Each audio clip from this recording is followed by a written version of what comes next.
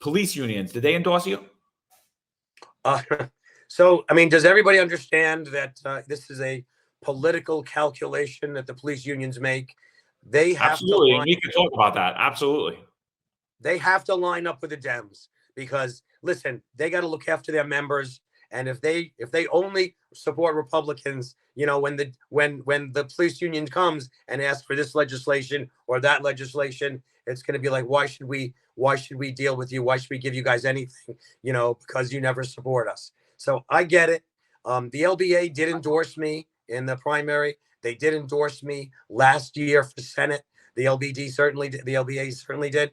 It's so funny because, guys, I got to tell you this, inside baseball, you see the people, the poll workers that show up, hundreds of them in front of all the different polling places on election day. Many of them are union members, all the different unions. Okay. People come in from Long Island. They're the head of this union, that union. Oh, I'm on the executive board here. And it's like, oh, we're handing out cards for the Democrats. I go, you're Democrat? Oh no, I'm a Republican. But you know, the union asks us to do this because we have to support the Democrat candidates.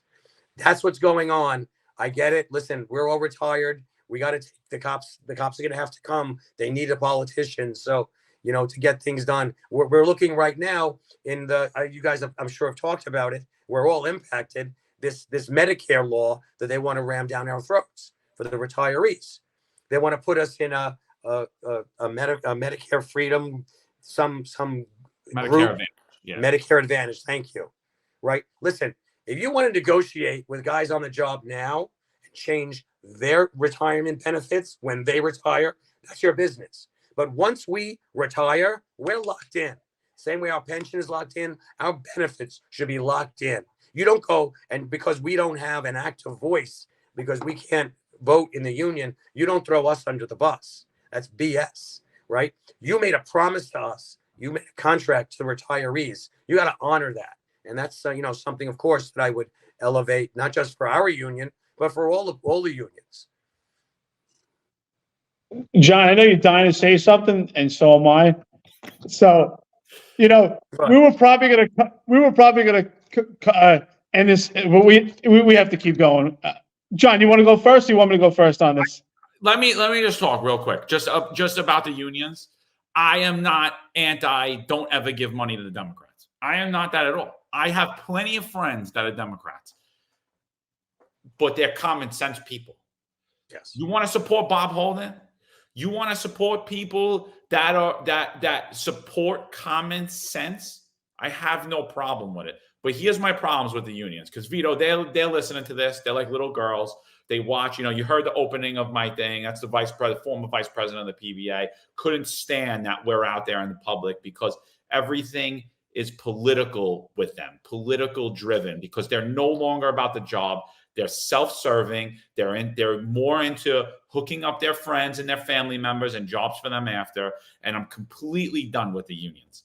And they're sellouts. However, me being done with them, I still like to lead from behind, and I still like to give them a little free consulting. So when we had New York City council members voting to defund the police, voting on the diaphragm law, voting for this 50A, voting to, not even voting, but advocating to get rid of SRG and get rid of CCRB and pull this money and come up there and abuse not only the commanders in the NYPD, but the rank and file. And you turn around after they showed you that they state they're abolitionists, they state they want to defund the police, and you endorse and give them money, or you sneaky and you don't endorse them and give them money, you're a sellout coward. You're not playing politics, because I'll tell you, they all live in Long Island. And when you look at who they endorse in Long Island, it's always Republicans. But yet in New York City, oh, we got to do this because the Democrats control everything. No, we got to get back to supporting the police. We got to get back to having real conversations.